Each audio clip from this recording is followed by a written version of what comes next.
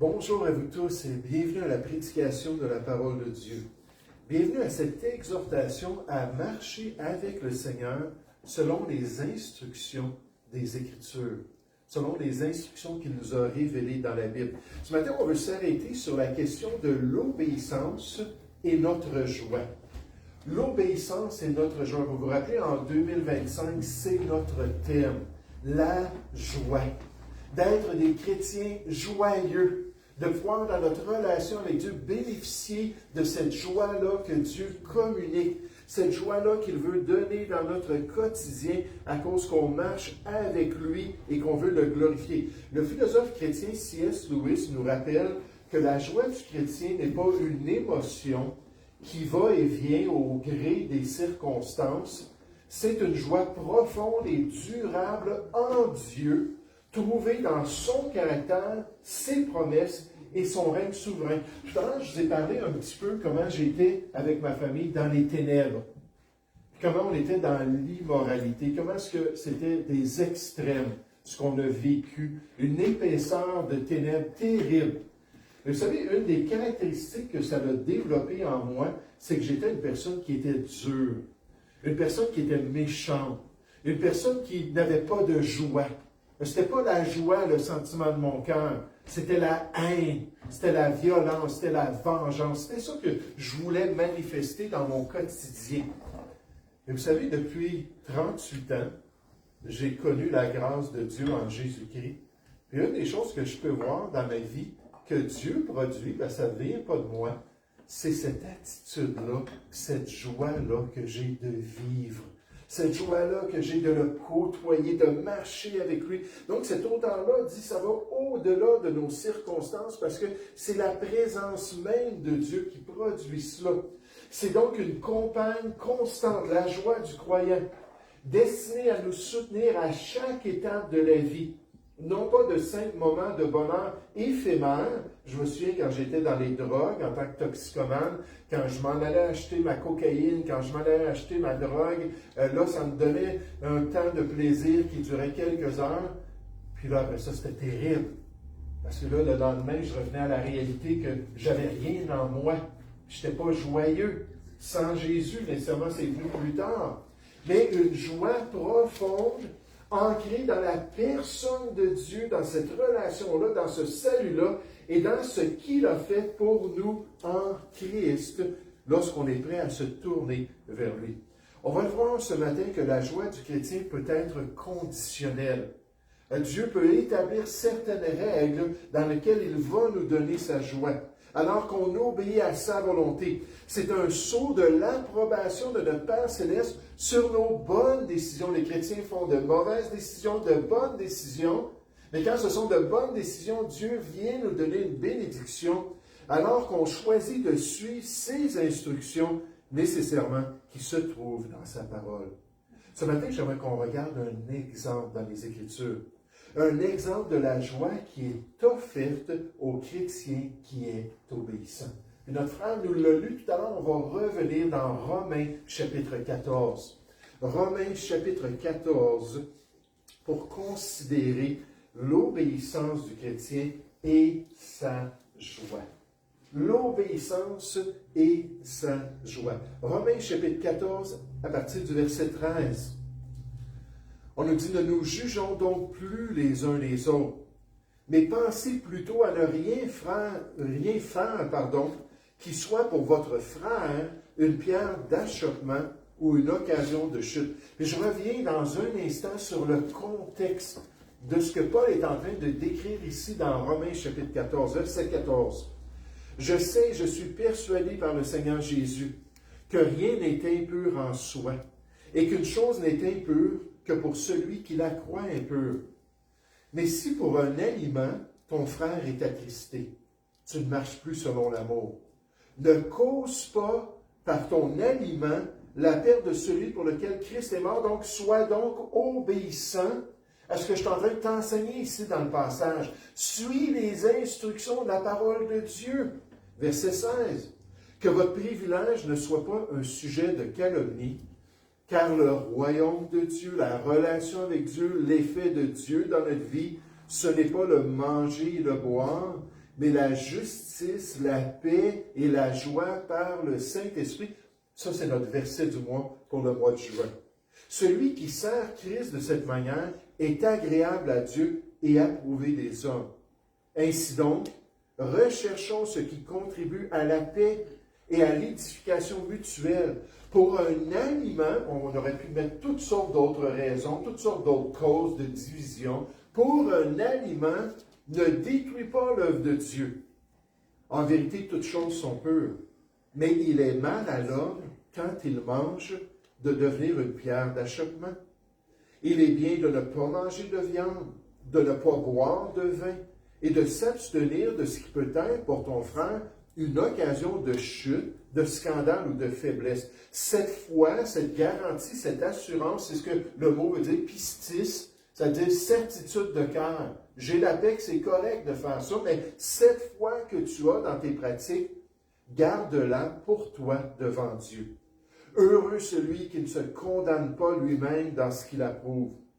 Mais celui qui a des doutes au sujet de ce qu'il mange est condamné. Au verset 5, on nous parle de faire nos études, de rechercher la volonté de Dieu, d'examiner ce qui est agréable au Seigneur. Celui qui a des doutes, qui n'a pas fait ce travail-là, est condamné parce qu'il n'agit pas par conviction, par cette certitude qui vient de Dieu.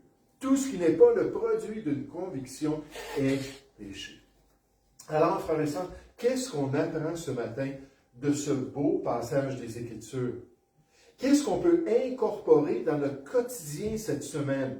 Comment pouvons-nous être plus obéissants à notre Dieu pour recevoir sa bénédiction, pour que la bonne paix de Dieu nous accompagne? Vous savez, il y a des chrétiens qui sont épanouis.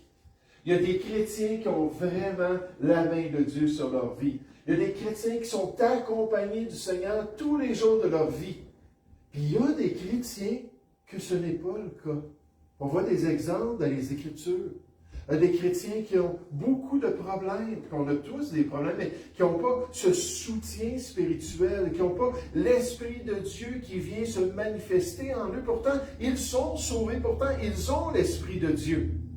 Mais la différence, c'est que souvent, ces chrétiens-là ne suivent pas les instructions du manuel de vie. Ne suivent pas ce que le Seigneur leur demande d'accomplir. Alors, qu'est-ce qu'on peut apprendre? Et comment est-ce qu'on peut changer? J'aimerais juste débuter en disant que nous sommes tous différents. Nous sommes tous différents. Pour bien comprendre comment être obéissant à la volonté de Dieu, dans le contexte de ce passage dans Romains chapitre 14, il faut saisir que nous sommes tous différents. Nous avons tous des forces et des faiblesses différentes. Nos arrière-plans sont différents. Nos choix sont différents. Même dans nos pratiques chrétiennes, on va varier jusqu'à un certain point dans notre compréhension de la parole de Dieu. Et dans notre texte, dans ces sujets-là que j'appelle les zones grises de la parole de Dieu, ou des sujets qui ne sont pas développés clairement dans les Écritures, cherchez dans votre concordance ordinateur. Cherchez dans votre concordance Internet. Cherchez dans votre concordance télévision. Il y a des chrétiens qui s'obstinent sur ces éléments-là dans leur vie. Et ce sont des zones grises. Dieu n'a pas adressé ces choses-là. Bien souvent, ce sont des objets qui sont neutres en eux-mêmes, mais ça dépend de l'utilisation qu'on en fait. Quelqu'un qui va utiliser l'Internet pour aller voir des sites pornographiques, une autre personne qui va utiliser l'Internet pour entendre des prédications de la parole de Dieu.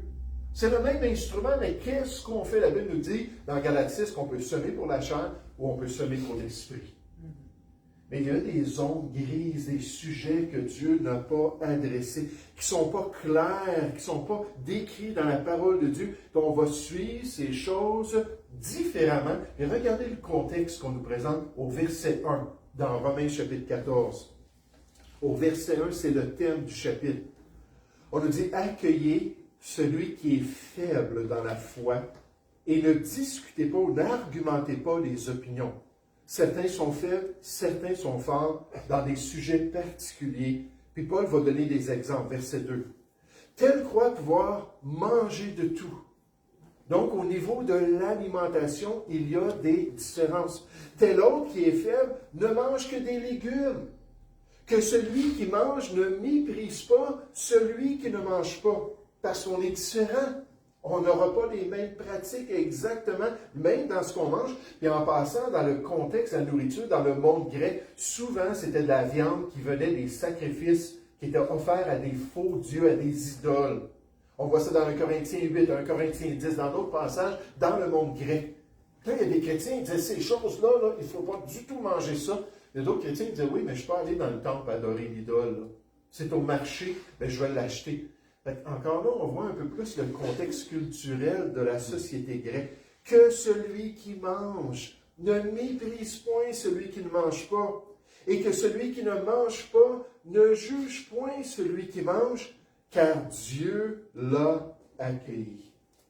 Vous remarquez les deux aspects, puis les deux impératifs concernant le mépris, puis le jugement que Dieu dit, je ne veux pas ces choses-là dans mon Église. Est-ce qu'on va être obéissant? Verset 4. Qui es-tu, toi, qui juges un serviteur d'autrui, un serviteur finalement du Seigneur? S'il se tient debout ou s'il tombe, cela regarde son maître. Mais il se tiendra debout, car le Seigneur a le pouvoir de l'affirmer. Verset 5, un autre exemple de différence.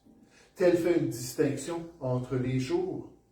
Tel autre les estime tous égaux. On le sait dans les milieux chrétiens, certains vont dire le jour du Seigneur, c'est le sabbat juif. C'est le samedi où on doit venir adorer Dieu. D'autres personnes vont dire non, le jour qui était dans l'exemple du Nouveau Testament, c'est le premier jour de la semaine, le jour de la résurrection. Donc, on voit qu'il y a des distinctions. Il y en a que c'est le samedi qui est le plus important. Il y en a que c'est le dimanche qui est le plus important dans l'orientation de notre vie, dans nos priorités. Que chacun ait en son esprit une pleine conviction. Dans ces zones grises-là, dans ces différences-là, examinez devant Dieu ce que Dieu s'attend de vous. Parce que c'est à lui que vous allez rendre compte un jour. Verset 6. Celui qui distingue entre les jours agit ainsi pour le Seigneur. Celui qui mange, c'est pour le Seigneur qu'il mange, car il rend grâce à Dieu. Celui qui ne mange pas de ces viandes-là en particulier, c'est pour le Seigneur qu'il ne mange pas, et il rend grâce à Dieu dans sa vénération, sa piété. Il s'exprime différemment même, d'une manière totalement opposée. Je mange, puis l'autre dit, je ne mange pas. C'est totalement opposé. Verset 7. En effet, nul de nous ne vit pour lui-même, et nul ne meurt pour lui-même. Car si nous vivons pour le Seigneur. Et si nous mourrons pour le Seigneur. Soit donc que nous vivions, soit que nous mourions, nous sommes au Seigneur. Car Christ est mort, il est revenu à la vie afin de dominer sur les morts et sur les vivants. Mais toi, pourquoi juges-tu ton frère? Ou toi, pourquoi méprises-tu ton frère? Puisque nous comparaîtrons tous devant le tribunal de Dieu. Lui, il est notre maître, il est notre Seigneur. Car il est écrit, je suis vivant, dit le Seigneur. Tout genou fléchira devant moi, et toute langue donnera gloire à Dieu. Ainsi, chacun de nous rendra compte à Dieu pour lui-même. Pas rendre compte au pasteur, pas rendre compte à ton mari, pas rendre compte à tes parents. Tu vas ultimement rendre compte à Dieu pour tes décisions. Et vous savez ce qui est étonnant? C'est que quand on pense à cela, c'est la personne qui sait exactement pourquoi est-ce qu'on fait les choses. Quelles sont nos motivations de cœur? Quelqu'un peut regarder une personne chanter un beau solo, puis regarder la personne louer Dieu, puis dire, mais selon moi, elle fait ça parce qu'elle veut l'attention. Selon moi, elle fait ça parce qu'elle recherche la gloire. Selon moi, elle fait ça là, parce qu'elle veut que tout le monde voit là, que sa voix est tellement belle. Et là, on peut juger quelque chose qui est caché dans le cœur. La Bible dit que Dieu, lui, voit le cœur. C'est à lui, un jour, qu'on va rendre des comptes. Il va nous dire exactement. Frères et sœurs, pour être obéissants à la volonté de Dieu, pour avoir sa bénédiction et sa joie dans notre vie, il faut accepter que nous sommes différents. Il faut accepter qu'on ne voit pas tous les choses de la même manière, qu'on ne pratique pas tous les choses exactement pareilles, puis avoir assez d'humilité, puis un désir de conserver l'unité parmi les membres de l'Église, malgré la diversité au milieu de nous. Nous ne sommes pas appelés à nous changer les uns les autres, mais à nous aimer les uns les autres. Le fort ne doit pas mépriser le faible. Et le faible ne doit pas juger le fort. Chaque croyant se tient devant Dieu, responsable devant lui seul, nous dit le pasteur Ray Stedman. À un moment donné, mon pasteur me racontait comment est-ce qu'il marchait, il s'en allait visiter quelqu'un, mais il a décidé d'y aller à pied. Puis il a rencontré deux adolescentes de notre assemblée, une assemblée d'à peu près 160, 165 personnes. Il a rencontré deux adolescentes de notre assemblée qui étaient, là, je parle 2 fois de l'habillement, je n'ai pas de message à passer aux femmes, mais qui étaient vraiment mal habillées. Quand on parle de mini short, puis ensuite c'était l'été, puis c'était vraiment très révélateur ce que ces deux filles-là, adolescentes-là, avaient. Puis là, elles tournent le coin de la rue, puis elles arrivent devant le pasteur, mais tout de suite la réaction, c'était qu'elles étaient gênées d'être comme ça devant lui. Lui, il les a regardées, il dit, qu'est-ce qui se passe, les filles? Il dit, si vous êtes en paix devant Dieu d'être habillés comme ça, il dit, pourquoi est-ce que vous êtes troublés par ma personne? Vous ne rendrez pas compte à moi un jour. Vous allez rendre compte au Seigneur. C'est l'importance de comprendre ça, l'importance d'avoir une bonne relation, d'être soumis, d'être obéissant, de respecter les autres parce qu'ils sont des serviteurs de Dieu. Et là, j'aimerais qu'on puisse juste voir rapidement que nous sommes tous redevables. On est tous différents, mais à travers ça, dans la réunion qu'on a avec les chrétiens, dans notre communion fraternelle, nous sommes tous redevables devant notre Dieu. Nous sommes tous redevables pour la manière qu'on se traite les uns des autres. Alors que Dieu nous appelle à marcher dans l'amour, peu importe les différences. Alors qu'il nous appelle à faire notre part pour conserver l'unité et l'harmonie dans son Église bien-aimée. On l'a même chanté tout à l'heure dans un des cantiques. C'est pas moi qui choisis les cantiques. Je l'ai déjà fait dans le passé. Là, je laisse les musiciennes choisir les cantiques. C'est un cantique où on chantait le besoin d'être unis ensemble. Malgré qu'on est tellement différents, malgré que des distinctions entre chrétiens, puis de faire des efforts, la Bible nous dit, pour conserver l'unité de l'esprit par le lien de la paix. On l'explique bien, le théologien Jeremy Myers nous dit, Paul nous invite à rechercher l'unité entre nous, même en cas de désaccord. La véritable paix dans l'Église ne vient pas du conformisme, mais de l'humilité, de la patience et de l'amour envers les chrétiens. Warren Wiersbe nous dit « L'unité dans l'Église ne signifie pas l'uniformité, mais la coopération au milieu de la diversité. Les membres du corps œuvrent ensemble dans l'unité, même s'ils sont tous différents. Pourquoi? Parce qu'ils veulent plaire à Dieu et accomplir sa volonté. » Attendez un petit peu, je viens de perdre une chose ici. Il continue en disant « Le secret de l'unité est l'humilité. Lorsque nous prenons conscience de nos propres faiblesses, il est plus facile d'être patient avec celles des autres. » Regardez comment nous sommes redevables. Là, on a établi dans les 12 premiers versets qu'il y en a qui vont pratiquer des choses différemment, même opposées les uns des autres. Ils le font pour Dieu, puis dans leur conscience, pour plaire au Seigneur, pour accomplir son plan. Mais remarquez au verset 13, alors qu'on se tourne vers cette réalité-là, qu'on doit faire un choix. On nous dit au verset 13, « Ne nous jugeons donc, comme conclusion, ne nous jugeons donc plus les uns les autres, mais pensez plutôt à ne rien faire qui soit pour votre frère une pierre d'achoppement ou une occasion de chute. Toi, devant le Seigneur, tu es responsable de la manière que tu traites ton frère et tu traites ta sœur en Christ. Verset 14. Paul dit, je suis persuadé par le Seigneur Jésus que rien n'est impur en soi dans ces zones grises-là. Il ne parle pas de tous les commandements qui nous parlent de la souillure du monde, qui nous parlent des pratiques qui sont impures, qui nous viennent de la chair. Ne dites pas ça à cause que ce verset-là nous dit que rien n'est impur. Il y a plein de choses qui sont impures, mais Dieu nous les révèle, puis nous montre ce qui est impur devant lui. Mais dans ces choses-là qui ne sont pas adressées par la parole de Dieu, Paul dit, je suis persuadé par le Seigneur Jésus que rien n'est impur en soi et qu'une chose n'est impure que pour celui qui la croit impure. Paul comprenait la frustration. Paul savait que quand quelqu'un est différent, puis quand quelqu'un n'a pas les mêmes pensées, puis les mêmes opinions, qu'on nous parle de conviction, d'assurance devant la personne de Dieu, au niveau de certaines choses, il savait que c'était frustrant, que c'était dur de gérer ça. Mais regardez le verset 15. Mais, malgré ces désaccords, malgré ces tensions dans nos relations, mais, si pour un aliment, on revient à ce que quelqu'un mange, si pour un aliment, ton frère est attristé, tu ne marches plus selon l'amour. Quelqu'un qui dit, « Hey, c'est mon droit. Hein, je peux faire telle et telle chose dans l'Église de Jésus-Christ. Je peux manger telle et telle chose devant les chrétiens. C'est mon droit. » Puis qu'il agit comme ça.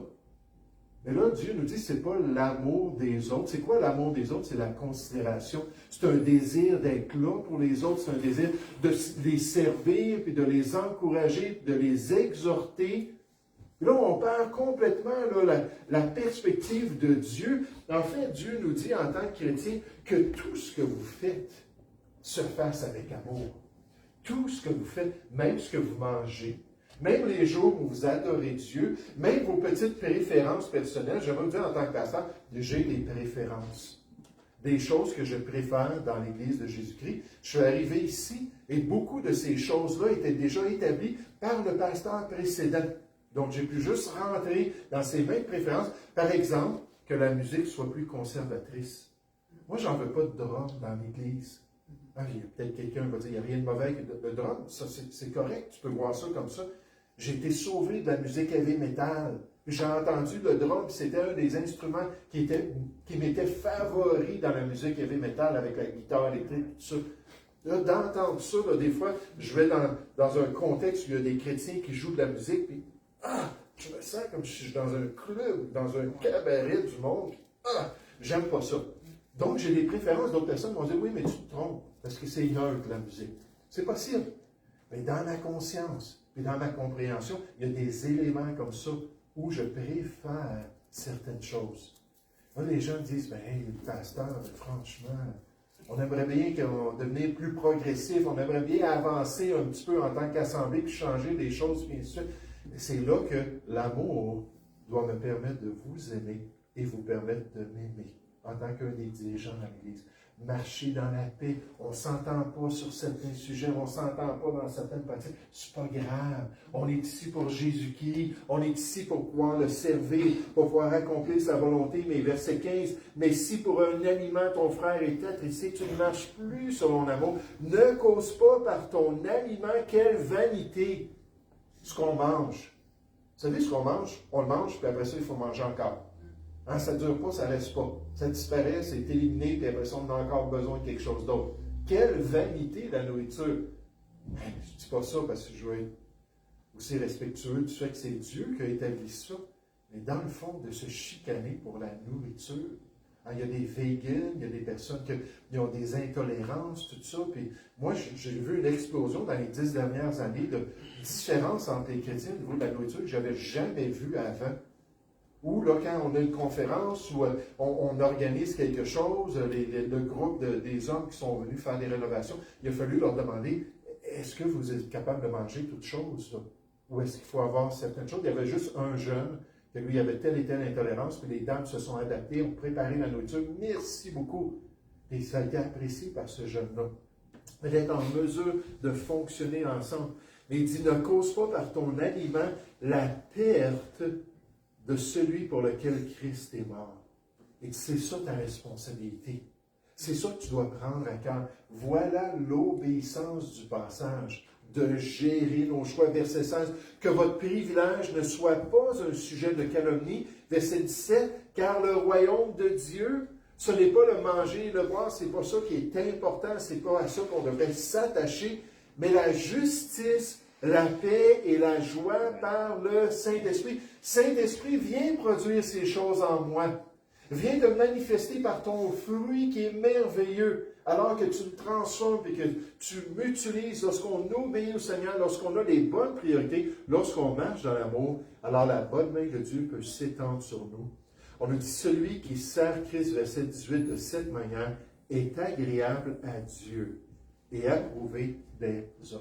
C'est pour ça que Dieu peut étendre sa main sur nous, se manifester dans notre vie pour nous permettre d'être des serviteurs joyeux dans le Seigneur. Frères et sœurs, nous sommes tous redevables. Tous redevables devant le Seigneur de la manière qu'on travaille avec les autres, de la manière qu'on se traite mutuellement, même si on est tellement seul. Je vous donne un exemple. Ça, je l'ai dit, je parlais des vêtements. Mais c'est juste à donner comme ça. Mais il y avait une dame dans notre assemblée à Boucherville. Elle n'aimait pas du tout la manière que les chrétiennes, c'était une grosse assemblée, en tout cas pour moi, 160 personnes, c'était quand même pas mal de monde. Mais comment ces dames-là s'habillaient pour venir adorer Dieu à l'Église? Cette chère chrétienne ne voyait pas les choses de la même manière du tout. Elle venait d'églises de l'association baptiste qui prenait position contre de telles pratiques vestimentaires dans l'assemblée chrétienne.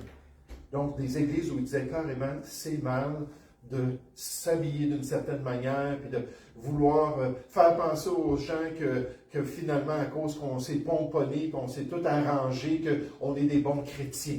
Donc, des gens qui attaquaient ça. C'était quoi encore? L'habit ne fait pas le moine? On disait ça quand j'étais jeune. C'est un petit peu ça leur mentalité. Pendant des années, cette chrétienne-là a toléré cette différence entre elle et les chrétiennes, la majorité des chrétiennes dans son église. Jusqu'au jour où elle a entendu un pasteur évangélique qui attaquait de tels standards de sainteté dans la vie des enfants de Dieu. Puis là, ce dimanche-là, elle est venue à l'église habillée d'une manière très provocatrice. En fait, c'était une très jolie femme. En fait, elle n'avait pas beaucoup de vêtements sur le corps. Elle est arrivée comme cela, puis tout le monde a été surpris. Pourquoi? Parce que c'était pas comme ça. D'habitude, ça faisait des années qu'elle allait à l'église là-bas. Une mère de famille avec un mari, puis 3 enfants, si je me souviens bien. Une femme très respectueuse. Puis là, tout à coup, elle arrive comme si elle s'en allait sortir dans un bar. Puis elle arrive habillée comme ça. Dans Proverbe chapitre 7, on nous parle de la mise de la prostituée. C'est quoi la mise? Ça veut dire le vêtement. L'habillement caractéristique d'une prostituée. Là, je ne dis pas qu'elle était comme une prostituée, mais vraiment, c'était très révélateur. Mais plusieurs ont été surpris de sa manière d'agir, et même elle était une occasion de chute pour certains hommes dans l'Assemblée. Et voici mon point, mon objectif en disant ça. Lorsque la femme du pasteur est allée la voir, puis est allée la confronter sur son choix d'habillement, elle a réagi, puis elle a dit ceci. Elle a dit, si les hommes sont attirés par mes charmes, elle dit, c'est leur problème et non pas le mien. Elle dit, elles n'ont qu'à s'endurcir, puis accepter que dorénavant dans notre assemblée, c'est comme ça que les femmes vont s'habiller. Là, elle a dit ça, la femme du pasteur elle était bouche bée. Elle n'en revenait pas d'entendre ça. Et vous savez ce que cette femme-là manquait, cette chrétienne-là, très appréciée, mais ce qu'elle manquait, c'est cette idée-là que nous sommes redevables. Le verset 13 dans Romains chapitre 14 nous dit, au lieu de juger ceux qui ne croient pas comme nous, de plutôt porter l'attention sur comment est-ce que moi je me conduis. Comment est-ce que moi j'agis envers ceux qui ne sont pas comme moi. Donc elle, cette femme-là, aurait dû voir les autres femmes et dire, ben moi je ne suis pas d'accord, je trouve que c'est exagéré là, de s'habiller de telle et telle manière comme ça. Puis, mais dire, mais c'est pas grave. Je vais venir à l'église, je vais être respectueux pour la manière que les choses sont faites, puis je vais marcher dans l'unité avec les autres. Mais non, ce pasteur-là, puis je le connais, j'ai lu le livre, un best-seller dans les milieux chrétiens qu'il a écrit. Ce pasteur-là disait, là, il faut se lever, faire la guerre au légalisme, et faire la guerre à ces gens-là qui nous imposent telle et telle chose. Et je peux comprendre qu'il y a des extrêmes dans toutes les positions. Mais là, elle est partie avec ça, puis elle a manqué ce que Dieu nous dit. Pour entretenir de bonnes relations, même si on n'est pas d'accord, il faut se souvenir qu'on va rendre compte à Dieu pour comment on a traité les chrétiens, si on a eu un amour qui est inconditionnel les uns envers les autres. Maintenant, terminons ce matin avec le fait que nous sommes tous grandement bénis. Nous sommes tous grandement bénis. Quand on accepte la direction de notre Père Céleste, quand on accepte celui qui nous appelle à la paix dans son Église, quand on est prêt à suivre celui qui veut que son peuple marche en unité et harmonie malgré nos différences. Et lorsqu'on est prêt à obéir au Seigneur, qu'on voit les instructions de notre passage, ça permet à Dieu d'envoyer par son esprit cette joie-là dans le cœur. Maintenant, on a vu la justice, la paix et la joie. Pourquoi? Parce qu'on ne résiste pas au Seigneur. Parce qu'on ne s'oppose pas à son plan. Vous savez, il y a quelqu'un qui ne veut pas de l'harmonie dans l'Église chrétienne. Il y a quelqu'un qui ne veut pas qu'il y ait de la paix les uns envers les autres. Ce personnage-là, c'est un être angélique qui s'appelle Satan. Satan est le calomniateur, puis il souffle des accusations dans nos oreilles. Il le fait même devant la présence de Dieu. On nous dit dans Apocalypse chapitre 12 que quand finalement il va être jeté sur la terre pendant la tribulation, puis qu'il ne pourra plus influencer le ciel, parce qu'en ce moment les démons peuvent aller au ciel, sur la terre, tout ça, qu'il ne se présentera plus devant Dieu pour accuser les chrétiens, pour toutes les calomnies, pour tout faire ressortir la saleté qu'il peut trouver sur nous. Et il fait ça aussi entre nous. Il peut venir remplir notre cœur. On a vu ça récemment, comment Satan peut s'introduire puis nous amener à avoir de telles attitudes. Le pasteur Spurgeon nous dit, l'obéissance à Dieu est le chemin vers la bénédiction. Lorsque nous marchons selon sa volonté, Romains chapitre 14, on garde la paix avec les autres, malgré nos différences. Lorsque nous marchons selon sa volonté, il remplit nos cœurs de justice, de paix et de joie, fruit de son royaume, fruit de son intervention dans notre vie. Quand Dieu règne dans nos cœurs, il n'en résulte ni dispute ni jugement, mais de la justice, la paix et la joie. Tels sont les fruits d'une vie guidée par l'Esprit et la preuve de l'obéissance à la volonté de Dieu. Encore le pasteur Worsby, la véritable bénédiction accompagne ceux qui accordent plus d'importance aux autres qu'à eux-mêmes.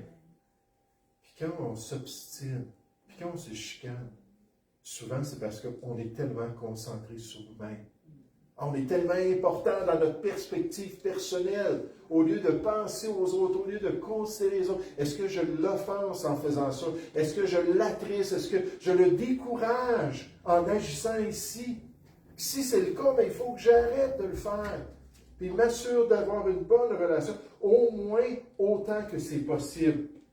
Mais accorde plus d'importance aux autres qu'à eux-mêmes et recherche ainsi l'harmonie dans le corps de Christ. Une dernière fois, Romains chapitre 14, verset 15. Romains chapitre 14, verset 15. Mais si pour un aliment ton frère est attristé, tu ne marches plus selon l'amour, tu n'as pas la bonne perspective, ne cause pas par ton aliment la perte de celui pour lequel Christ est mort, que votre privilège ne soit pas un sujet de calomnie, de réaction dans le cœur de ton prochain, car le royaume de Dieu, ce n'est pas le manger et le boire, mais la justice, la paix et la joie par le Saint-Esprit, alors qu'il nous remplit, alors qu'il nous bénit. Celui qui sert Christ de cette manière est agréable à Dieu et approuvé des hommes.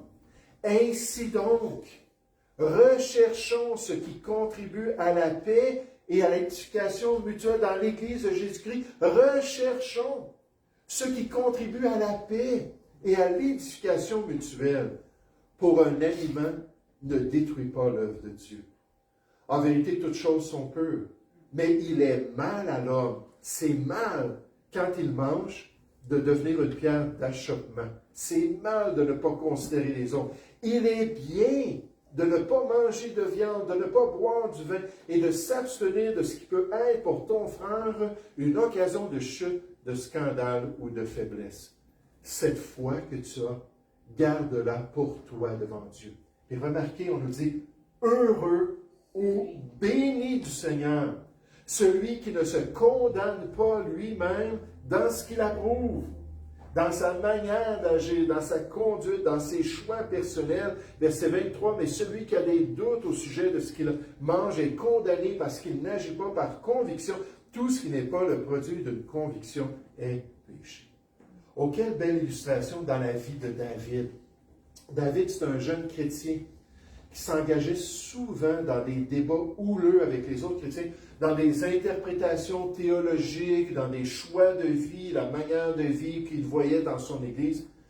Sa passion était admirable, mais elle était souvent source de division et de ressentiment au sein de son assemblée. Et moi, j'ai connu ça en tant que jeune chrétien, d'autres jeunes de mon âge qui, là, étaient convaincus concernant le calvinisme, ou étaient convaincus concernant l'arminisme, ou étaient convaincus concernant le retour de Jésus au milieu de la tribulation, ou le retour de Jésus après la tribulation, toutes sortes de sujets. Puis là, ça se rencontrait, puis j'allais des fois dans leurs rencontres. Il y avait un homme en particulier qui invitait les gens à venir débattre de ces choses-là. Mais moi, je sortais de là, puis je ne trouvais pas ça édifiant. C'était pas comme si on avait regardé les passages, on avait cherché à comprendre l'harmonie de la parole de Dieu, de qu'est-ce que Dieu sur un sujet dit en général, tout ça. Non, c'était de s'obstiner. C'était vraiment, comme ça dit au verset 1, Romains 14, c'était embêtant, là.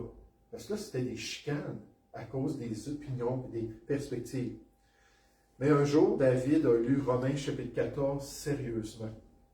Puis il a réalisé que pour la première fois dans sa vie chrétienne, que son besoin d'avoir raison éclipsait son appel à l'amour pour autrui. Son besoin d'avoir raison était plus important que l'amour qu'il devait avoir pour autrui. Avec une humilité retrouvée, il commença à accepter les différences dans les chrétiens, appréciant les manières uniques dont Dieu agissait chez chacun. En apprenant à promouvoir la paix plutôt que le conflit, David a vu un esprit se développer dans son Église qui a fait de son assemblée un foyer accueillant pour tous les croyants, peu importe leurs opinions, leurs convictions, peu importe les choix dans leur vie. Il dit maintenant, je fais partie de la solution et non pas du problème, alors que je traite ainsi les enfants de Dieu. Est-ce qu'on comprend que c'est normal que les chrétiens soient différents? Est-ce qu'on accepte ça que nous sommes différents? Est-ce qu'on accepte de considérer les autres avant nous-mêmes dans nos pratiques en Église? De venir dire, oh, je ne parlerai pas de ce film-là que j'ai écouté parce que je sais que cette personne-là n'écoute pas de film, ça la scandalise qu'un chrétien écoute des films. Ou je ne parlerai pas de ce que j'ai bu parce que je sais que cette personne-là, elle ne boit pas ça, et elle ne voit pas ça pour un chrétien. Ou peu importe, c'est quoi? De juste dire, là, j'apprends à connaître les autres, j'apprends à voir ce qui pourrait aider dans notre relation. Vous savez, on pourrait appliquer ça dans le couple chrétien, dans la famille chrétienne, dans toutes nos relations. Et là, je sais ce qui est important pour cette personne-là, ce qui ne l'est pas, ce qui pourrait l'affecter. Bien, je vais faire attention à ce que je dis. Je vais faire attention à ce que je pratique aussi. Vous savez, si quelqu'un amenait du boudin dans nos repas qu'on fait en bas, là, si quelqu'un amenait du boudin, là, moi, ça me scandaliserait.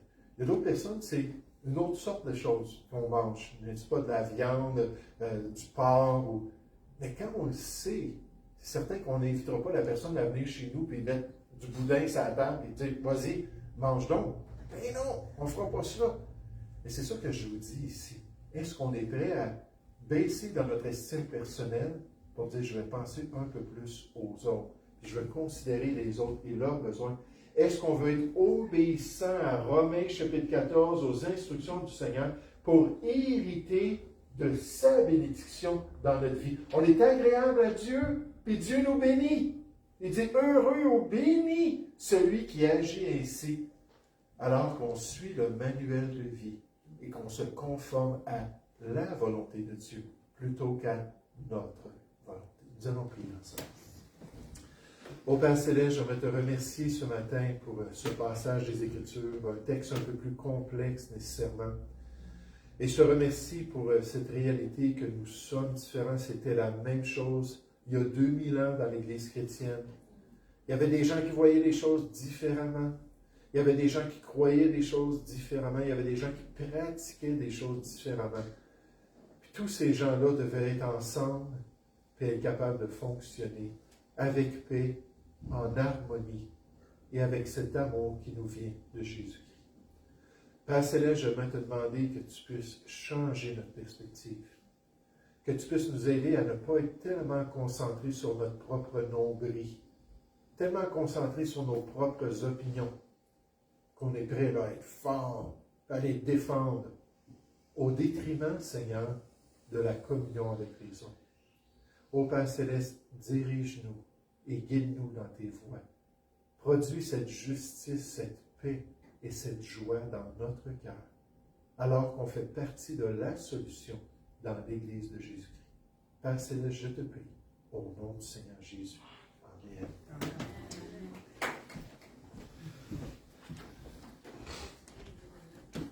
Oui, le gros